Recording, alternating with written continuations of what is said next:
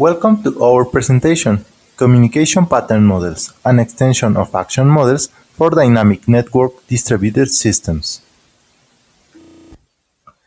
Our presentation will be as follows. First, we will give you our context. Second, we will give you an overview of the Iterated Immediate Snapshot Distributed Computing Model, IIS for short. After that, we will talk about action models and how they can be applied to the context of two processes in IIS. Also, we will point out some problems that we found when working with action models. Then, we will present our communication pattern models. We will give you an intuition about how they can solve the problems presented earlier and the communication pattern model for two processes in IIS. Finally, we will talk about our concluding remarks and future research. Now, we start with our context. Action models, a dynamic epistemic logic formalism, were recently applied to distributed computing. For example, in some works by these authors. In the context of distributed computing, the agents are processes. Each process is a state machine that starts with a private input that is its local state at the beginning. The processes execute a protocol of communication.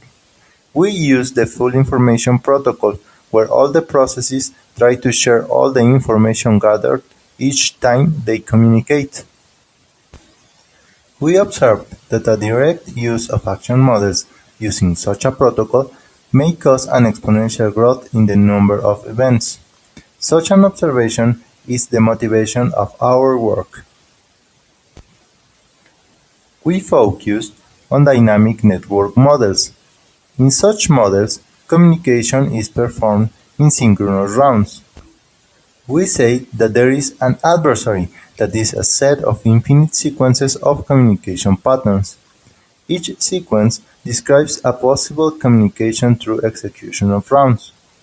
A communication pattern states who communicates with whom, and it is described with a communication graph. We say that an adversary is oblivious if any communication pattern in a given set may occur in any round. In that case, we say that such a set is the adversary. We use epistemic models for representing configurations, namely the local state of all processes at some point. An epistemic model is a triple. Such a triple consists of a set of worlds, a function that assigns an indistinguishability relation over such a set to each agent, and a labeling function that assigns a set of true-valued propositions to each world. In the graphic example, we depict the configurations instead of the labels. We say that an agent does not distinguish between two worlds if it has the same local state in both worlds. We continue with an overview of the IIS model. The IIS model is a fundamental asynchronous model in computability research because it captures solvability in shared memory systems. In each round, the processes write to a shared memory and then perform a snapshot. A snapshot lets a process get the information written by the processes that run before or concurrently with such a process. Although IIS is an asynchronous model, it can be represented as an oblivious dynamic network model. Here, we show the three different communication patterns for two processes in IIS. First, we have the case that agent A runs first and then agent B. In that case, only the process B receives information from process A. Second, we have the case that both agents run concurrently. In that case, both processes receive information from each other. And finally, we have the case that agent B runs first and then agent A. In that case, only the process A receives information from process B. In this slide, we show the epistemic model that represents the initial configurations for two processes with binary inputs. In each configuration, we can see first the local state of process A, and second, the local state of process B. In this slide, we show the epistemic model that represents the configurations at the end of the first round of communication. We use a bottom sign to represent when there was no information from an agent. We can see that there are 3 worlds for each one in the previous epistemic model, one for each communication pattern. Now, we will give you an overview of action models. Action models are a dynamic epistemic logic formalism. Its definition consists of 4 parts: an action model structure, its language syntax, its restricted modal product that defines an update operation of an epistemic model with an action model, and its language semantics. We will review 2 parts: the action model structure and its restricted modal product.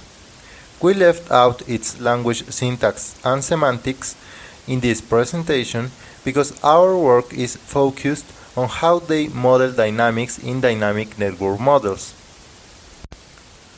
An action model is a triple. Such a triple is composed of a set of events, a function that assigns an indistinguishability relation over such a set to each agent, and a function that assigns a precondition to each event. An epistemic model is operated with an action model as follows. The updated set of worlds is the product of the original set of worlds and the set of events, restricting the pairs WE such that W satisfies the precondition of E. The relation assigned to an agent is built so that 2 pairs WE and W'E' are in the relation if and only if such an agent does not distinguish between the worlds W and W' and the events E and E'. The labeling is preserved from the original worlds. Now, we will talk about the application of action models for 2 processes in IIS. The direct application of action models consists in building an action model structurally isomorphic to the epistemic model at the end of the next round of communication. Then, the set of events is the product of the worlds in the current round and the communication patterns. As a drawback, we have that the number of events using this solution has an exponential growth in the number of rounds. The precondition of the event WE is a formula identifying W. Given the observation that any communication pattern may occur in any round, the ideal solution could only have 3 events, one for each communication pattern, all with a top precondition. An agent could not distinguish between 2 communication pattern events if, in both events, the agent does receive or does not receive information from the same set of processes. Such a solution, however, is incorrect using action models as they are defined. We must take care of message contents. If we operate the epistemic model with the initial configurations and the action model shown in the previous slide, it results in the epistemic model shown here. There are extra pairs in agents' indistinguishability relations. All red links are not correct. For example, the only red link in this slide is there because in world 0 and world 1 from the initial configuration epistemic model, process A has the same local state, and the communication patterns in the linked worlds are the same. However, the information from process B is not the same. Then, the local state of process A is not the same in both worlds. Now, we present our best solution using action models. We analyzed the structure of epistemic models in further rounds, and we realized that they are always bipartite graphs. After analyzing, we came up with a family of action models with 6 events, 2 for each communication pattern. The action model family is sketched in this slide. If we make a partition of the worlds in the epistemic model of round R into W1 and W2 so that they are independent sets, the event subscribed by an I will have as its precondition formula a disjunction of formulas identifying the worlds in Wi. Our analysis, however, is only valid in the case of 2 processes with binary inputs, and it required to know epistemic models in future rounds beforehand. In particular, the analysis and existence of a family of action models would depend on the distributed computing model, the number of processes, and the input set. Now, we present an overview of our main contribution, the communication pattern models. In the same way as in the action models, we will focus again on the communication pattern model structure and our modified restricted model product. A communication pattern model is a Ford tuple. It consists of a set of communication patterns, a function that assigns an indistinguishability relation over such a set to each agent, a function that assigns a precondition formula to each communication pattern, and a function that assigns a set of agents to each communication pattern agent pair. The last function describes the in-neighborhood of the communication graphs describing the communication patterns. Here, we show a graphic example. In this case, the communication pattern model has 3 communication patterns, each one depicted with its precondition and a communication graph describing the communication pattern. Our modified restricted model product is similar to the one of action models. In order our models to deal with communication patterns, we start from the observation that in the full information protocol, a process cannot distinguish between 2 worlds, WCP and W'CP', if it receives the same information in both cases, when CP or CP' occur. We added 2 conditions when building the updated agent relations. First, we required that in both cases the process receives information from the same set of processes, namely, the process in neighborhood is equal in CP and CP'. Second, we required that all the processes from which the agent receives messages do not distinguish between W and W'. Such a requirement implies that such agents send the same information in both cases.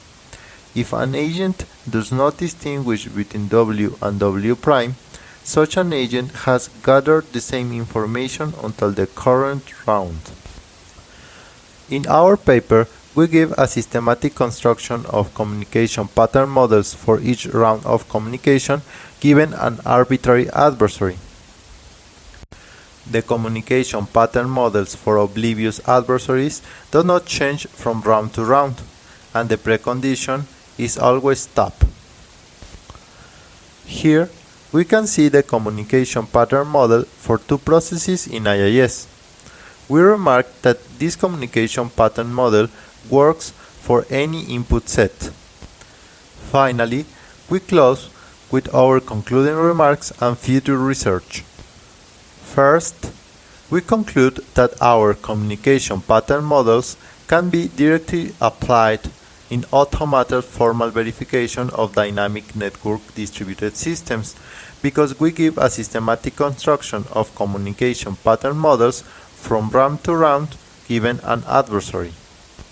Second, the main characteristic of our formalism is that it can model dynamics of oblivious dynamic network models in constant space.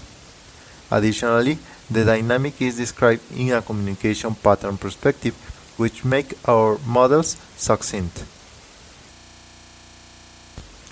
Third, the models of our formalism keep unchanged if the input set of processes change. That is also a good characteristic.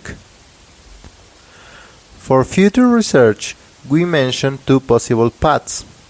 First, work on modifying our formalism to deal with arbitrary protocols. Second, work on analyzing a relation between action models and communication pattern models in the sense of the following question. Is it possible to see any action model from a communication pattern perspective? Thank you all for attending.